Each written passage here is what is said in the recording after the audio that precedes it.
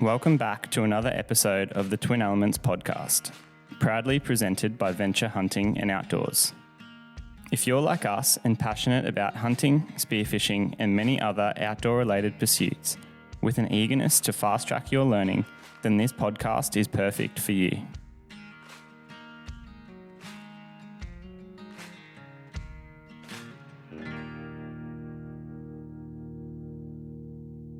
G'day legends, welcome back to another episode of the Twin Elements podcast. We are your hosts, Ayden and James Doumtsis, and today we are driving back a little bit defeated, a little bit down in the dumps after an unsuccessful pronghorn hunt, but we are very much optimistic for what tomorrow brings with Elk Opener, September 6th, 2025, tomorrow. Very, very keen for what that brings. It also brings with it deer opener, which James and I each have mule deer or white-tailed deer tag burning in our pockets as well. So yeah, it's been a massive couple of days here in Montana since getting to the US. A couple of days of travel, but we're really keen to unpack all of that with you guys on today's episode. This is a semi-live hunt recap where, as I said, driving back to camp now. It's around 8:30, nearly 9 o'clock at night. By the time we get back to camp, it'll be pretty late. We're going to smash a feed and then get up bright and early, probably around 4:30 tomorrow morning to get out and ready for hopefully maybe not hearing some bugles as it's pretty early in the season, but hopefully laying eyes on some elk and obviously, then following up any opportunity that presents. But stay tuned and we'll get into the podcast.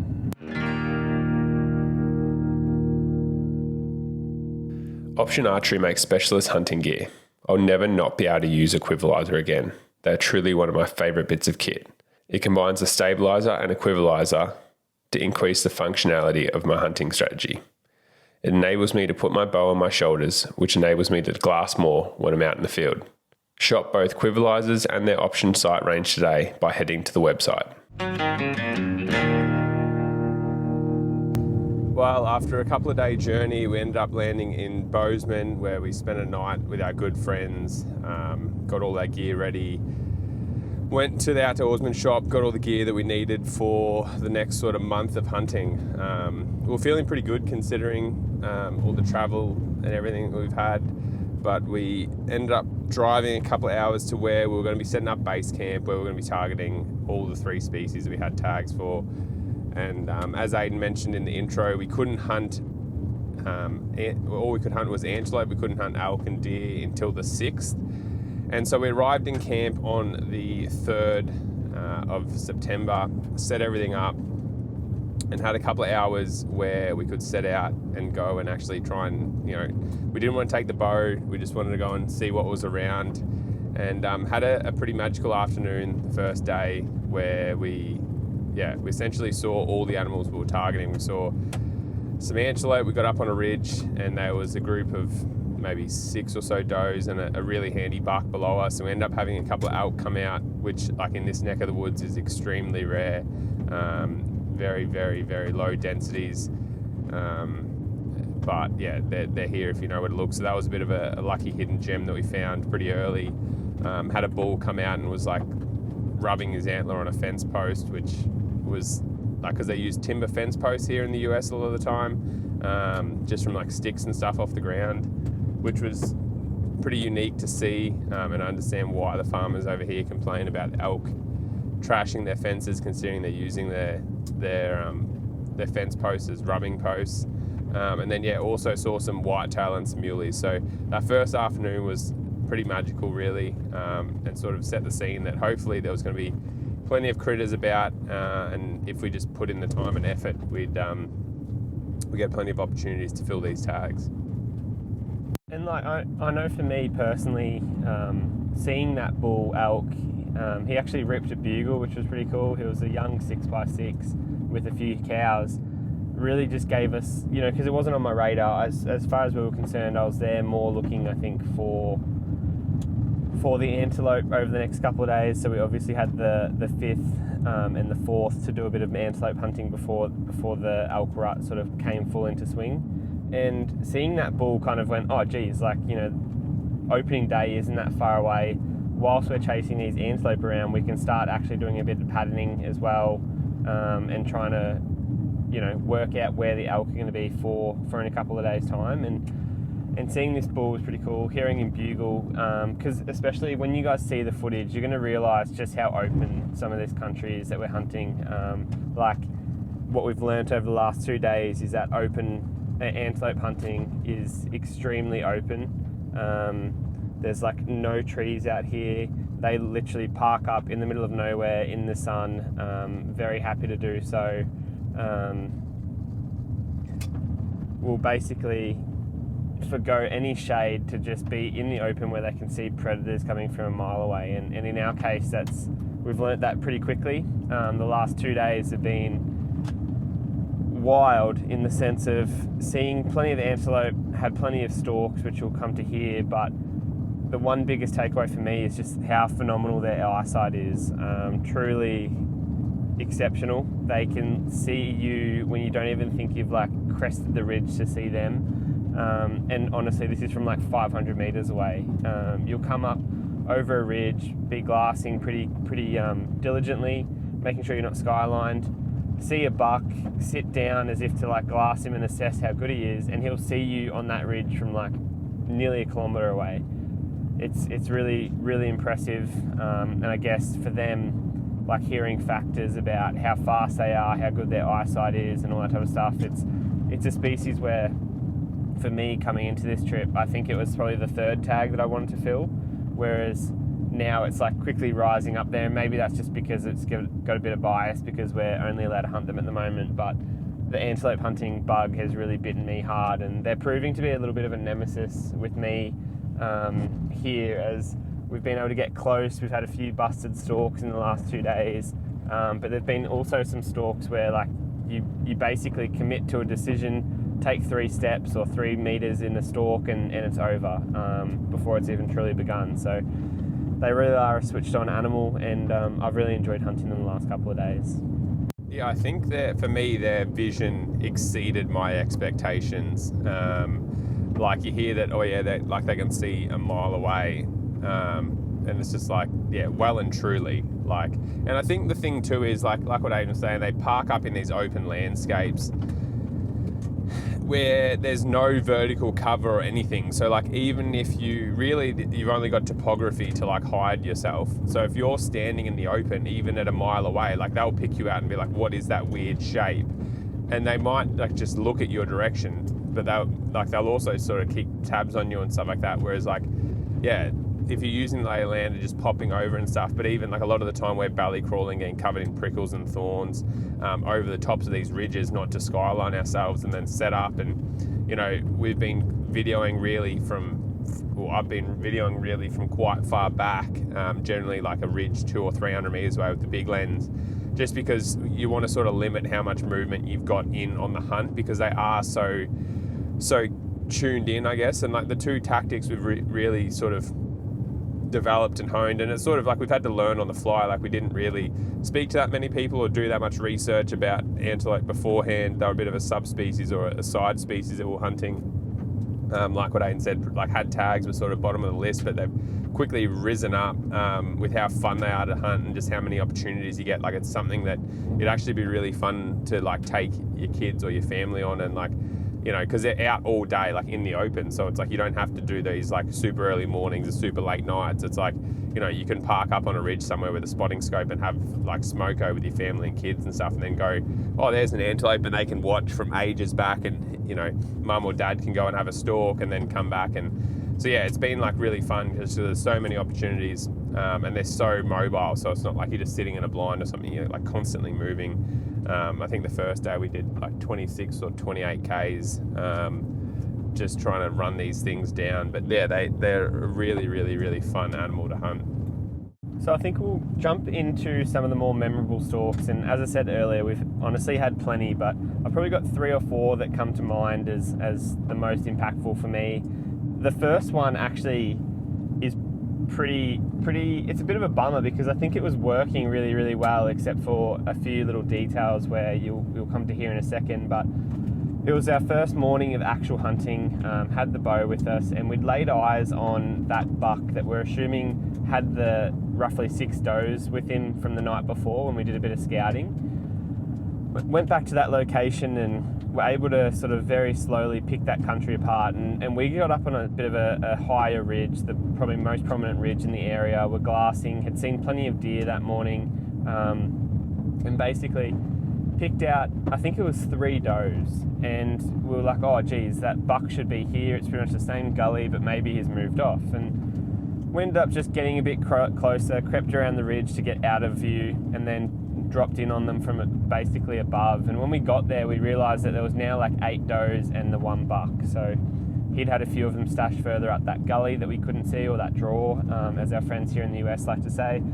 And we went, okay, geez, now it's like they're in the middle of nowhere. And to give perspective, it was like being in a grandstand looking down on, you know, a field, or people playing AFL footy or, you know, soccer, whatever, on a field, and you're like 2 stories up in the grandstand looking down. And that's what it felt like. And these guys are in the middle of the field, sitting there having a bit of a nap. You know, a couple of does were up, the buck was bedded, and we were like, all right, there's not a single tree, nothing between us and the grandstand, or the field and the grandstand. Like, they are in the middle of no man's land. So what we did notice was there was a little ledge to our right that we could sort of get up on, and it was probably the closest. I think ranging the buck, it was about 150 yards away from him. And we did have a decoy with us, and that's where, you know, we've learnt so much over the last few days. But September, especially around here, like middle of September, so we're probably a little bit early at the moment, is meant to be peak antelope rut. So this buck's got his does, he's bedded down, he's tired because he's probably been fighting off younger bucks. But we decided that the most likely opportunity that we would have was to at least try the decoy. And basically my thoughts were, we're going to set it up where he can see it, and the decoy is effectively going to become skylined, and then I'm going to peel off downwind, almost in what we like to call the caller's triangle, where the hunter is downwind of, you know, and on the more prominent side where you think the animal's going to come in from, and then the animal is obviously the other point in the triangle. And we set that up pretty effectively. And this is where the details get a bit funny, because this stalk, it busted and crumbled very quickly, but I started pissing myself laughing, which, you know, wasn't the outcome that I was expecting, because I was taking it very seriously. Like, I was obviously trying to shoot my first pronghorn buck, but the plan was for me to go up a bit higher on the ridge and be where I would be able to watch, because I could see the buck's reaction to James putting up the decoy, and then I would whistle to James when the buck started running in, to which point James would smash the decoy and plant the decoy in the ground, run down the hill. No, I was going to run down with the decoy. No, you were meant to put the decoy in the ground. No. Yes. No. That was never the thing. It was meant to be down with me. No. Yeah. Well, you should have just left it. But anyway, long story short, James like flashes the buck with this decoy and immediately, like, because their eyesight's so good, and if you can imagine, this pronghorn's 150 yards away, facing the complete opposite direction, and gets flashed with this white blaring pronghorn on the skyline. And so he's immediately up on his feet looking. And where I think this plan crumbles pretty quickly is that pronghorn buck started sprinting in. So I whistle, and James starts going frantically, like climbing down the hill with the decoy, and basically removed the decoy from that buck's vision. And I think probably, in all honesty, got spotted because it was so manic by the does, because at this point there were 8 does looking as well. So basically, James runs down the hill, sets up the decoy, is videoing behind it. I'm tucked away, not daring to look over because I don't want to get skyline and like see if this buck's coming. But after about 5 minutes of waiting, we worked out pretty quickly that those pronghorn saw that initial, like, setting up the decoy. The buck starts sprinting in. I dare say the does started running away when the decoy was no longer there. / potentially catching James's movement, and they took off to a different postcode. Like, we found them about 3 miles away after about 5 minutes of looking for them, and I just was pissing myself laughing watching James climbing down this hill, like nearly going arse over tits and falling over, like decoy wrapped up in his legs, runs to the camera gear, like sets up as if he's ready to film this like cinematic masterpiece. And it honestly felt like, judging by how fast the buck was coming in, it felt like he was going to be there in a second. And like when he wasn't there after about 20 seconds, I was like, okay, this isn't going to happen. But I was like, we'll just wait in case he slows down and he's not there. But again, it gave us our first sort of sense of what pronghorn hunting could be like. And again, it was a pretty failed stalk. I did at the time wonder, like, oh, should we just have sat and waited and maybe they would have moved into a better spot? And like, since hunting them now for the last 2 days, there's pretty much no chance of spot and stalk unless they're in a good, really, really good spot, and it's probably a lone buck. So I definitely think we did the right thing by electing to put up the decoy. Like, that was definitely our best chance scenario at that circumstance and that case as it lay before us. But yeah, it was pretty much like on to the next. It was pack the decoy up, chuck the bags on, and as James said, we did 20 odd kilometres that day. And I have personally been using Hoyt bows for over 20 years now, building the most innovative and technological advanced gear. Their carbon bows are the lightest, leanest, and ultra compact on the market. Quite frankly, I treat mine like hell, throwing it around, banging it on rocks and scrub. Time and time again, it has performed when I've needed it the most. Get serious, get Hoyt.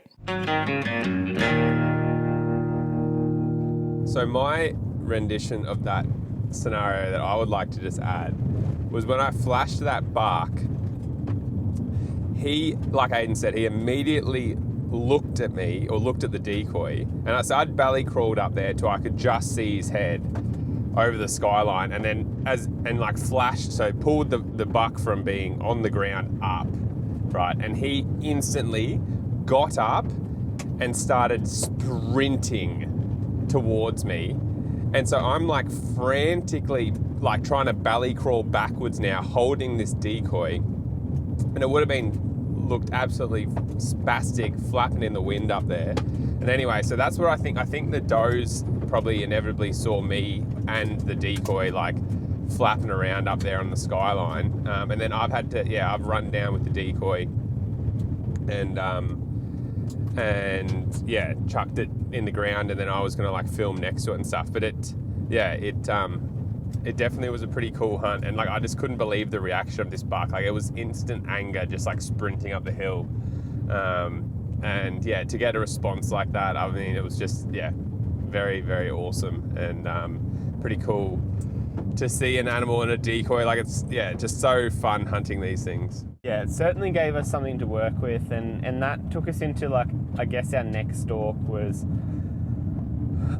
we'd spotted these 2 bucks, and we could tell they were both bucks because they had antlers or horns, and we spotted them from a fair way away. We were actually above them at the time, and using Onyx, we're able to mark where we thought they were, and I was able to look and go, okay, if we do a massive loop, we'll get the wind right and be able to come up this draw. And I wonder if, because in most of these draws that we walked, there was a bit better vegetation, like the sage was a little bit thicker. So we ended up doing that, and again, like, this was a 2 or 3 hour commitment. Like, there was no better lead at the time. We thought, all right, let's just go and try our hand at spot and stalking. And again, long story short, just for the sake of, we're driving back to camp and we're a bit tired and everything, but long story short, I got James perched up about 60 metres, I'd say, from where these 2 bucks were bedded. Again, I came over a bit of a rise and just double checked, like, yep, that's where they were. They were pretty much bang on to where I'd marked them on Onyx, which was great. And then I got James to sit there with the camera where he could sort of like see the bucks and see my approach as I came up through this draw or up the creek that they were bedded in. And it took about an hour or so, but I managed to slip my boots off, drop the pack, and sneak in from about 60, 70 metres to about 30 metres. And was sitting there, arrow on the string, behind the biggest bush of sage. And when I say the biggest bush of sage, like, this thing, like if I was to try and draw back, there's no way I'd be able to kneel and draw back. It was being on my ass, trying to draw back and then rise and come up as, in my mind, as these bucks, you know, eventually would stand and try and feed and you know, change positions. And that's pretty much what happened. Is the first buck, which was a bit smaller and was at about 28 yards, which I'd ranged, he stood, turned facing the other way, and eventually actually repositioned. Having seen that go down, I was pretty optimistic that the bigger buck, which is the one I was targeting, which I ranged at 35, was going to do the same. So I had my release aid clipped on the string, arrow ready, like as I said, pretty much lying on my ass, ready to go. And that buck stood up, and unfortunately, again, testament to their eyesight, he stood up, was initially facing away, and then turned slightly. And as soon as he turned, I dare say, like, this is just James and I putting it back together in after, like, post events, but he sort of turned looking towards James's direction, very, very fixated, like not like a relaxed animal that's just stood after being bedded for an hour and a half. And I dare say he's probably caught a little glimpse of, like, we're obviously trying to film all these hunts, and as you'll see, I imagine that he's caught the tiniest little glimpse of camera gear or James or something just skyline, but it's because initially, and like again, it's so hard trying to film and like get out of the brush high enough that you can film, but then not be too high where you're getting skylined, and that's that tricky balance that we're trying to, or that we're obviously facing. If you're like, to be unseen and undetected, you effectively have to be filming through the brush. And honestly, what happened was, like, as I actually thought the other smaller buck when it was bedded was blocking Ayden's shot with just like where he was, and I thought he wouldn't have been able to get a shot at this other antelope, the bigger of the two. And so as soon as he got up and sort of took a couple of steps forward, I actually am like, okay, well, Ayden's probably going to draw back soon and shoot this bedded buck, like the bigger one. So I've probably risen 4 or 5 inches up, so that like instead of me shooting like with 50% of, like, because there was so much sage like blowing across the screen, like I was sort of shooting, like if you put your fingers up, you've got like the main palm, which is like, just say the body of the bush, and then you've got like all your fingers, which essentially were like the branches coming off. I was trying to shoot through the fingers, but like I was like, losing a lot of these antelope, and so I was like, okay, well, I'm just gonna like pop up a little bit and try and like actually get a bit of like clear filming angle. And that buck pinned me straight away. And then he got up, and sadly he sort of hung around for a little bit, but you can see he gets pretty uncomfortable, and then as they do, he just sort of moved off. But just once again, testament to their eyesight. Like, these things are, it's just so switched on. And it's just so much, like, it's so much easier for an animal. Like, if they think that they're uncomfortable, like, their natural instinct is to move away and put distance between you guys, the threat, which is you, and it.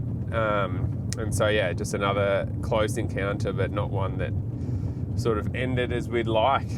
And that's where, moving from there, I think those 2 bucks potentially actually ran up over the ridge, across a couple of draws, and must have ran onto another mob of antelope, because what basically ensued from there was pure just rutting madness above us on the ridge, or the basin. And like, again, you can see for like 3, 4, 5 miles at times in this country, and we were basically packing up all our gear, talking, and we could see dust getting kicked up from these antelope running around frantically.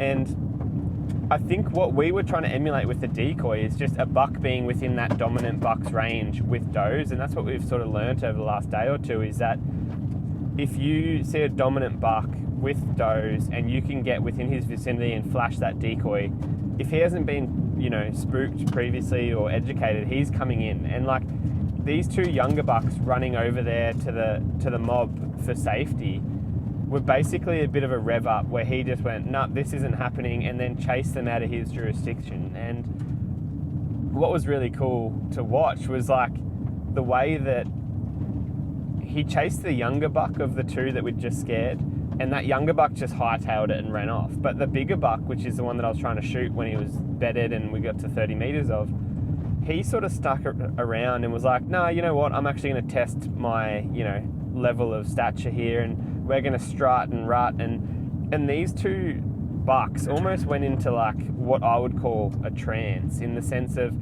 they were just running up and down the mountain, doing figure eights and circles, and just, it was pretty cool to watch. They were literally just oblivious almost to other things. And similar to what James was saying earlier about upright cover, this is where they were rutting was actually, it's all on block management, BMA sort of area, but I basically ran up to where these massive telegraph poles were, and these telegraph poles were pretty much in a landscape that's very much horizontal with a few, folds and things, was very much the only spot that had any form of cover that was vertical. So we basically went from telegraph pole to telegraph pole, trying to get closer to these bucks, and it worked really, really well.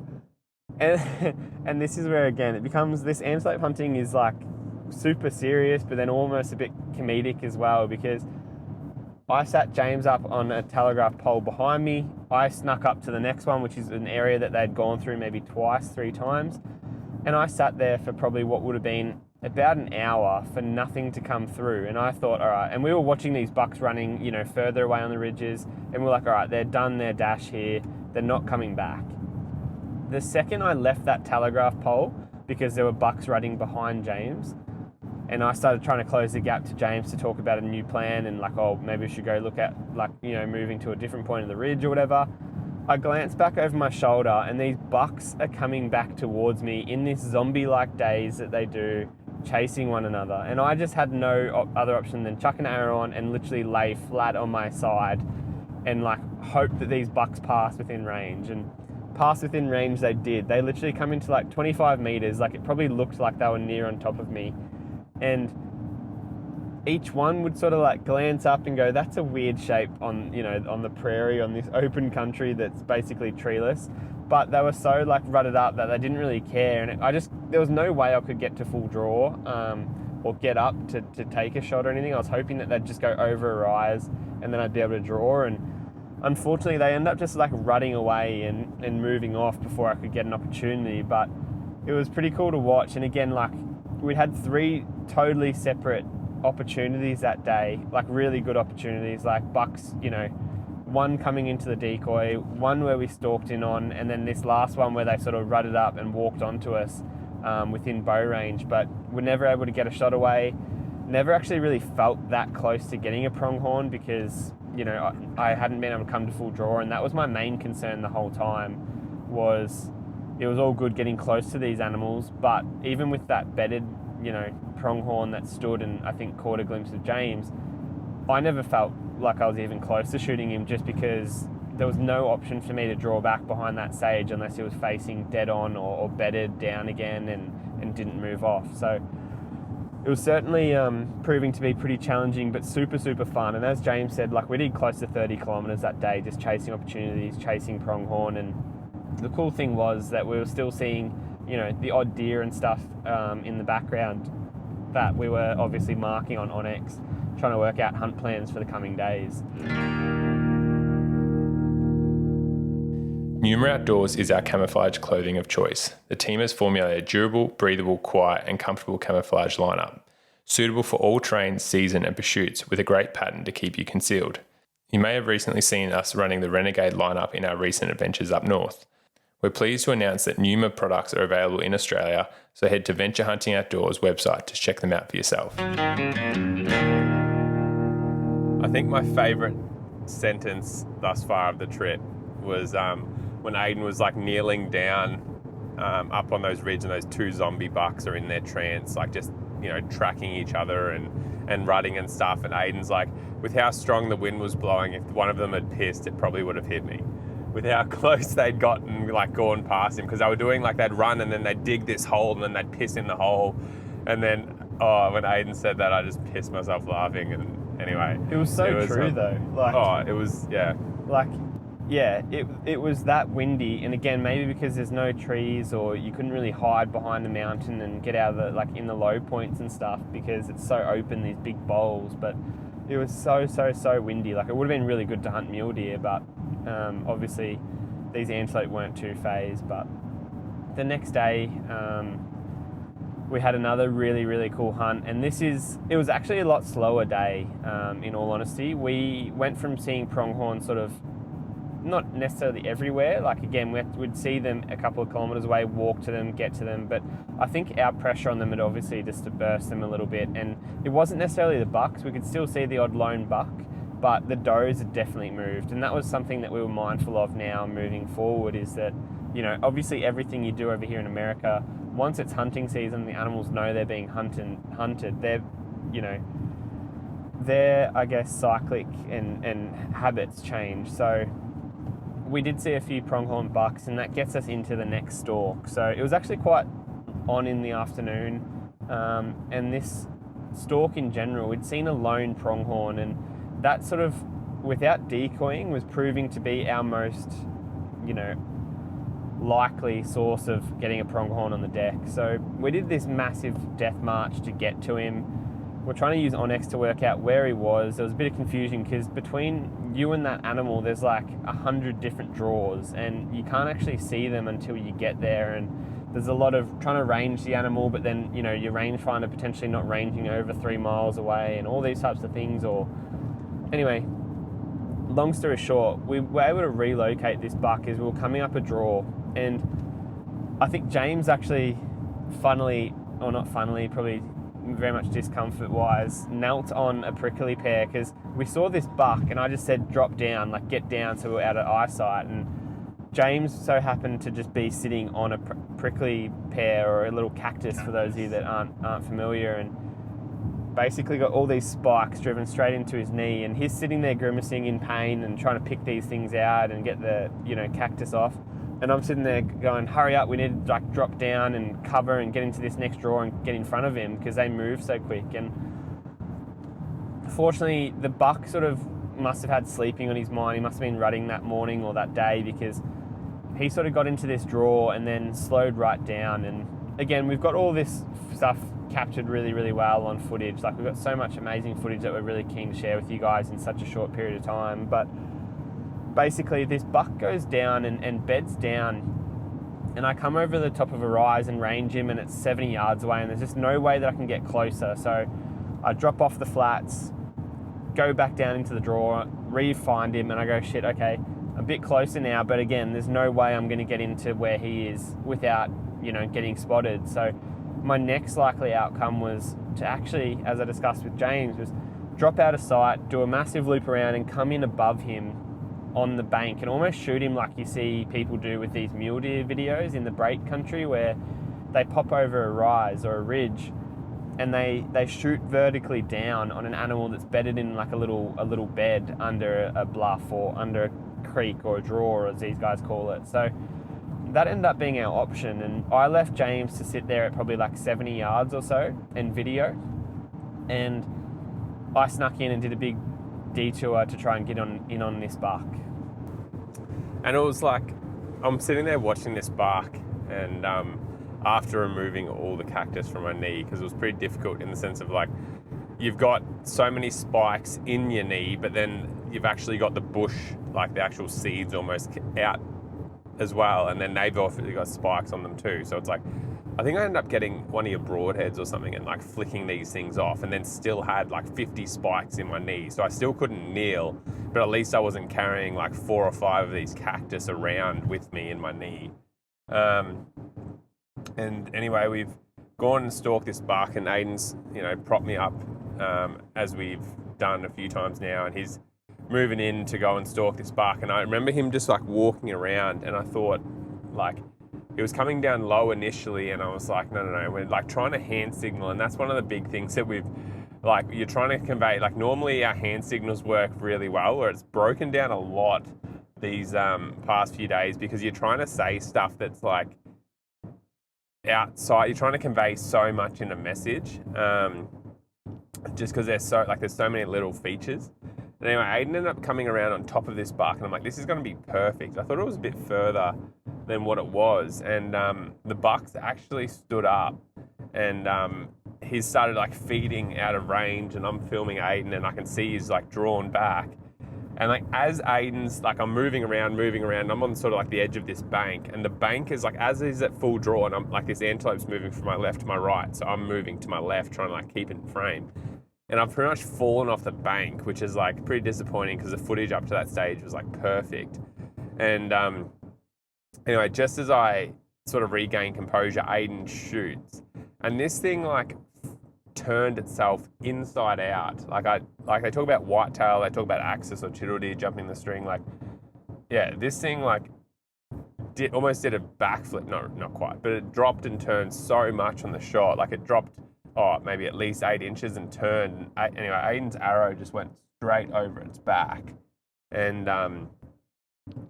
yeah, we ended up, that buck, we couldn't relocate him afterwards, but it was like we felt like we were getting closer in the sense of, it'd been a pretty slow day all day, and to finally actually get a shot at one of these things, but okay, we've actually probably cracked the code here a little bit on how we can, get in and hunt these things.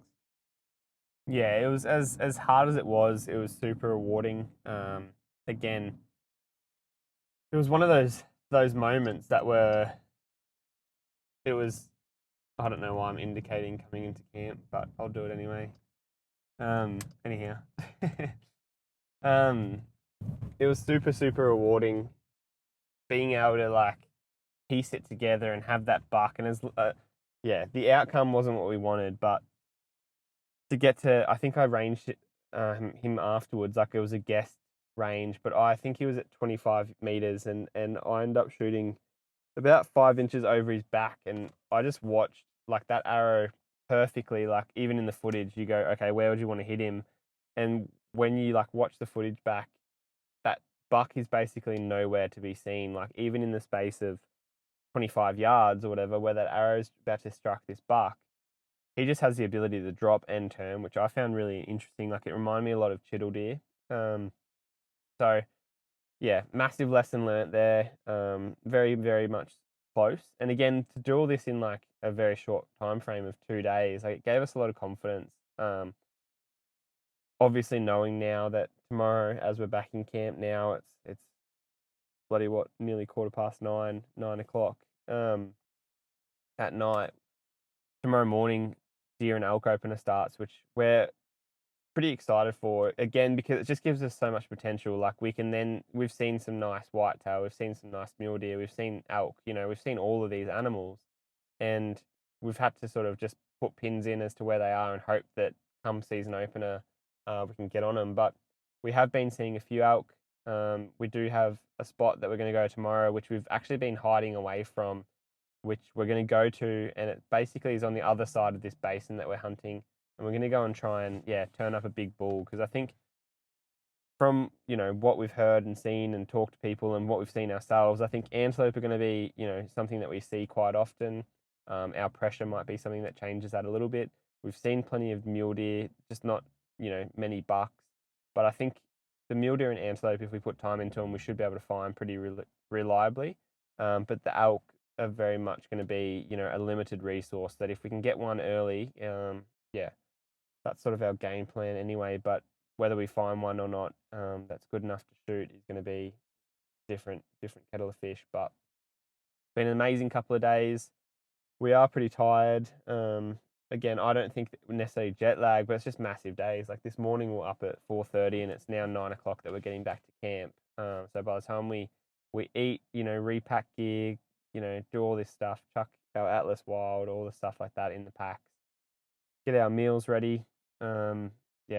It's going to be pretty much up and at 'em again for deer and elk opener, which we're very keen for.